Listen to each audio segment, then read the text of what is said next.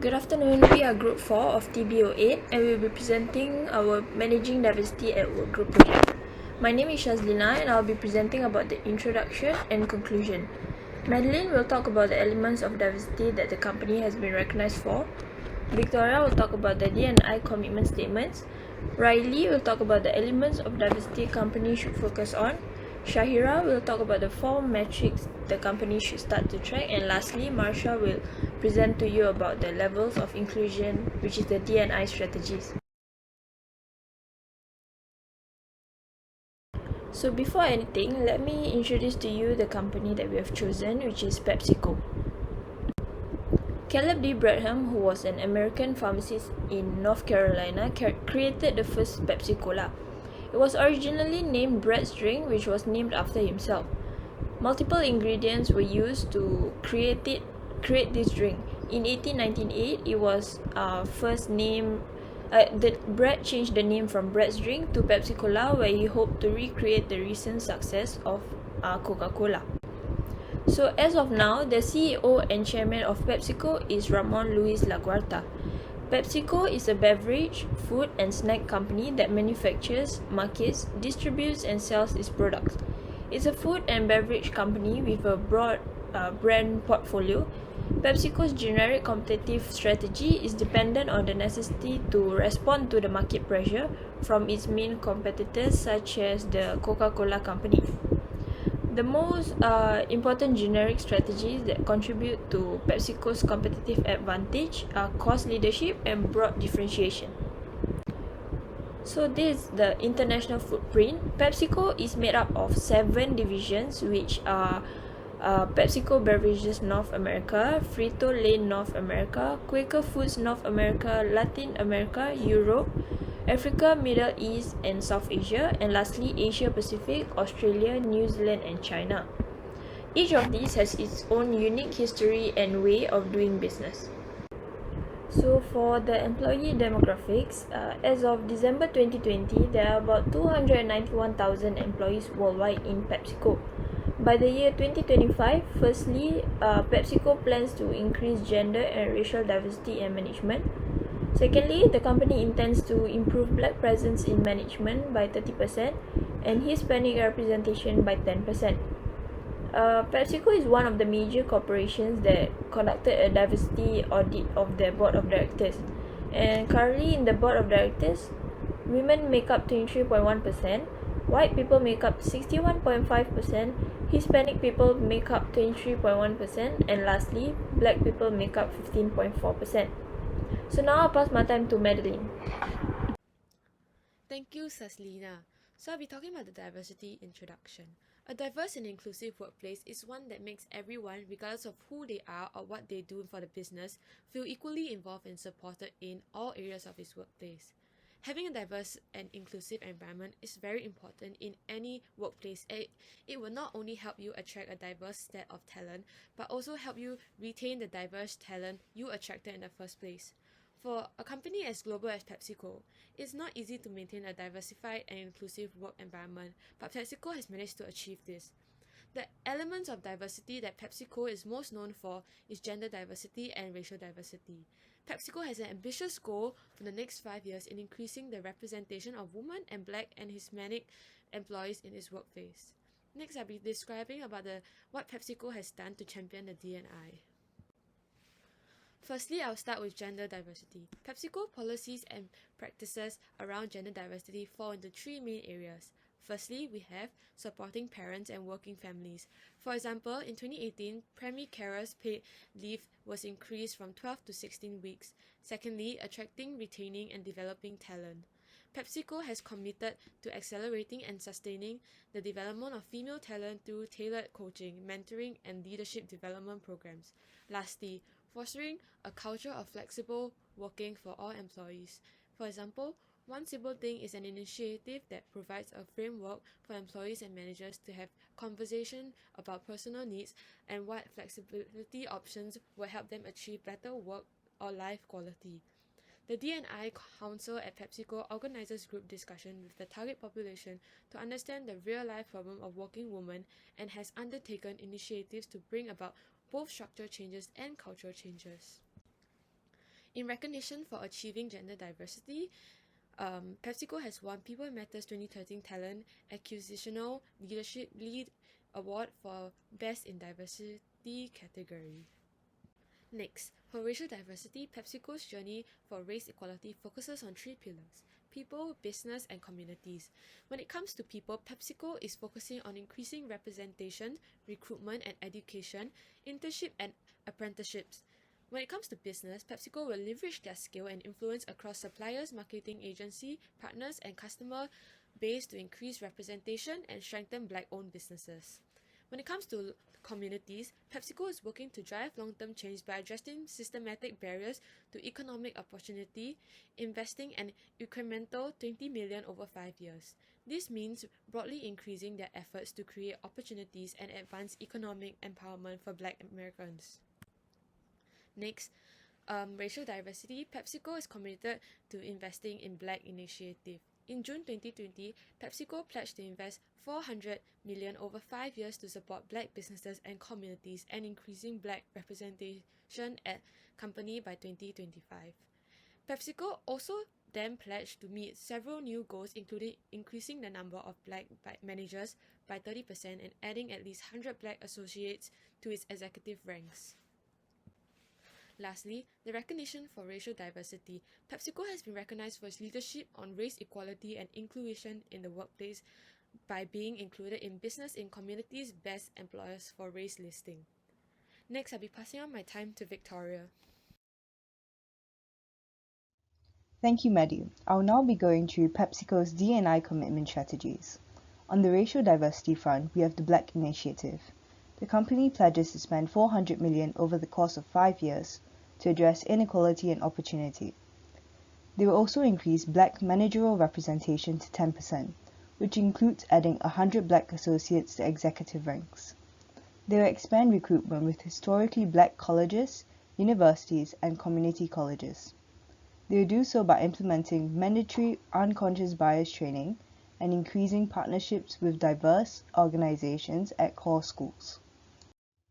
The Black Initiative strategy is important because with the recent Black Lives Matter movement, which is becoming increasingly significant, it is good for the company to initiate a policy that benefits and represents African Americans.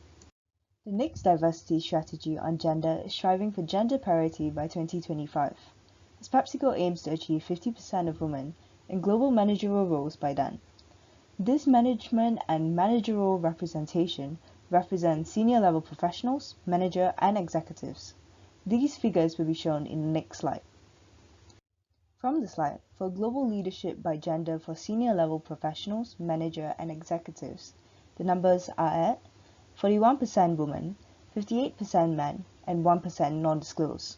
For executives only, the division is 37% women, 63% men, and 4% non-disclosed. For international leadership by gender, the division for senior-level professionals, manager, and executives, the figures are 42% women, 57% men, and 1% non-disclosed. For executives only, the breakdown is 34% women, 66% men, and 3% non-disclosed. For US leaders by gender, senior-level professionals, manager, and executives, there are 59% men, 41% women, and 1% non-disclosed. For executives only, there are 61% men, 39% women, and 4% non-disclosed. As seen from the figures, PepsiCo is close to their goal of achieving gender parity by 2025 globally, but still has to work on increasing the number of women holding executive positions. This policy is important as it can ensure that promotion is fair, and this will ensure that opportunities are fair for all genders in terms of promotions and even for hiring positions. Moving on to inclusion strategies. For gender, we have the Power to the Pink initiative. Women employees in Mexico launched the initiative to encourage women to take on more demanding jobs in operations, packaging, and other traditionally male-dominated careers. With women-only manufacturing and packaging lines, complete with pink equipment, and support from female leaders, these women are empowered to grow their careers in directions they may have never thought possible. In 2018, there were 75 tons of packaging on average each week, and 0 lost time injuries and quality complaints, which is an outstanding job order completion rate. The strategy is important as this program only includes solely women in the production team. It is good as women are encouraged to take on more physically demanding work, and PepsiCo will have an increased representation of women in their company. The second inclusion practice is the Brise collaboration with Black Panther. Dong, an Asian member of a marketing team, spearheaded his team when the new Black Panther movie was released, featuring a predominantly African American cast. His team knew that it could be a very special moment for African Americans and wove in an opportunity to listen to consumers honestly. PepsiCo trusted the team to come up with a first-of-its-kind program, delivered in a respectful, impactful way, including creating iconic packaging. A commercial was directed by Black Panther star Michael B. Jordan. With the input and guidance of the African American community, Brise delivered an inspiring program that celebrated self-expression and individuality. It increased sales by 5% across all retail channels and increased sales by 10% in convenience retail channels. Rising creatives from Brise were able to obtain a mentorship and internship from Michael B. Jordan. This strategy is important as employees are given opportunities, even if they belong to minority groups, like Dong who is an Asian, to give ideas and make them come to life with support from leaders. The idea was made with consumers in mind, and the consumers liked it. They showcased African Americans, a minority and second largest group in America, on their packaging. Thank you. I'll now be passing the time over to Reily. Thank you, Victoria. My name is Reily, and I'll be presenting the 2 elements of diversity that the company should focus on. So, Singapore is one of the most competitive countries on the globe. With reference to the chart on your bottom left, in 2020, our labor force participation rate for those aged above 65 was at 30.1% and has been steadily increasing over the years. Some positive benefits of generational diversity are knowledge and skill transfer. Since an older generation will usually have more experience than, say, their younger counterparts, we can presume that they possess more knowledge and can facilitate more efficient skill transfer and in turn lead to better decision making. Now, on to some of the trends. The older workers are more risk averse than their younger co-workers, and with no support, this may lead to harsher consequences for their lower performances and assessments for promotion. Moreover, should the older workers face lower performance ratings, they are to face more prejudice if they are older than their associated age norm for career progression. Adding on to the aforementioned, they will also face less opportunity for promotion if they are older than their manager. Now on to the next element, which is gender. In 2020, the female labor force participation rate was at 61.2%, which is at a slower incline than the previously mentioned element of generation. I would also like to bring your attention to the Bloomberg Gender Equality Index, where the average percentage of women on the board is 29%, which is higher than the 16.2% of SGX Top 100 companies in 2020. Some pros of gender diversity are that, with different viewpoints, this will boost market insights to enable better problem solving. To add on to the other pros, this can also help the company attract and retain talented women. In addition, some other trends that can be seen are that with an increasing number of women participating in economic activities, a growing number of them will also begin to take hold of more leadership positions. This in turn reflects our evolution of gender relations in our society. With a more balanced gender ratio in senior management, this will help boost the previously mentioned pros of attracting and retaining talented women. Now I'll be passing my time on to Aqilah. Hi, my name is Aqilah and I'll be presenting on the 4 metrics the company should start to track. So firstly will be board gender diversity percentage, second diversity process, third daycare services, and lastly flexible working hours. So firstly for board gender diversity percentage, in 2020 the total percentage for women's representation on board within the top 100 companies on Singapore Exchange is only 17.6%.